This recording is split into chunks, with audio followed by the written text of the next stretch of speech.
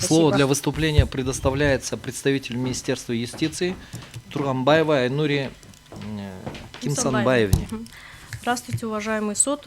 Позвольте представить вам позицию Министерства юстиции по делу о проверке соответствия части 7 статьи 216 Гражданского процессуального кодекса Кыргызской Республики, частям 1, 2 статьи 6, части 1 статьи 61, части 1 статьи 95, части 3 статьи 97 Конституции Кыргызской Республики в связи с обращением Алиевой Н.А. Османалиевой А.М.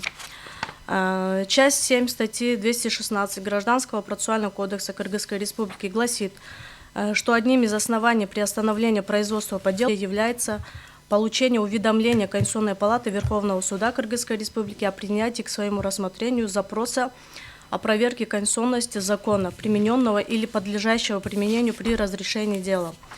Институт приостановления производства по гражданскому делу имеет особое значение в гражданском судопроизводстве в достижении его основных задач, правильном и справедливом рассмотрении и разрешении гражданских дел. Указанный случай представляет собой обстоятельства, особенностью которого является препятствие дальнейшему развитию гражданского судопроизводства. Приостановление производства по делу – это временное сокращение судом процессуальных действий в стадии судебного разбирательства, вызванное объективными, то есть не зависящими от суда и лиц, участвующих в деле, обстоятельствами, препятствующими дальнейшему развитию процесса и в отношении которых невозможно определить, когда наступит окончание их действия.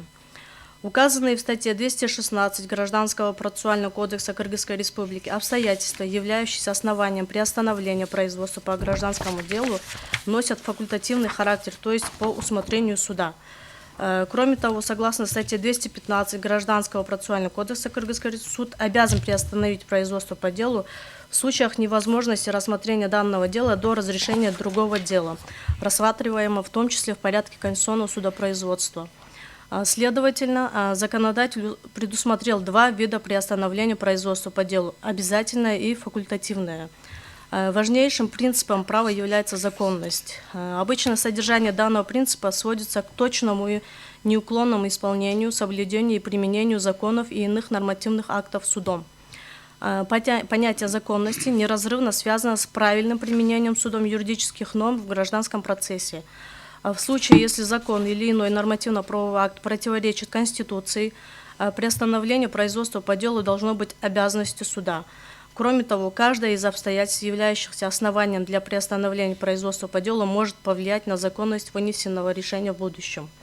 Таким образом, полагаем, что обозначенные статьи Гражданского процессуального кодекса Кыргызской Республики могут вызвать двоякое понимание, но при этом, на наш взгляд, часть 7 статьи 216 Гражданского процессуального кодекса не противоречит частям 1, 2 статьи 6, части 1 статьи 61, части 1 статьи 95, части 3 статьи 97 Конституции Кыргызской Республики. У вас все, да? Да. Айнура Мусаевна, у вас есть вопросы? Вопросов нет. Представители Джохор Кенеш, у вас есть вопросы? Вопросов нет. Нет. Подождите. Вас не отпускали еще. Нет вопросов, да? Уважаемые коллеги, есть у вас вопросы? Присаживайтесь. Да, пожалуйста. В последнее время всегда Министерство юстиции балансирует, он не говорит ни нет, ни да, да? Вот все-таки вы говорите, есть двоякое понимание, да? Да. Но все равно приходит к тому, что это не противоречит Конституции. Ну, Двоякое понимание и применение в том числе. В любом случае, на наш взгляд, данный пункт данной статьи ГПК не противоречит Конституции, поскольку людям дается право отправить запрос, ходатайство, да, запрос, то есть ходатайство, поскольку запрос отправляется судьей, да. То есть это право не отнимается, он в любом случае может обратиться в суд за защитой своих прав нарушенных.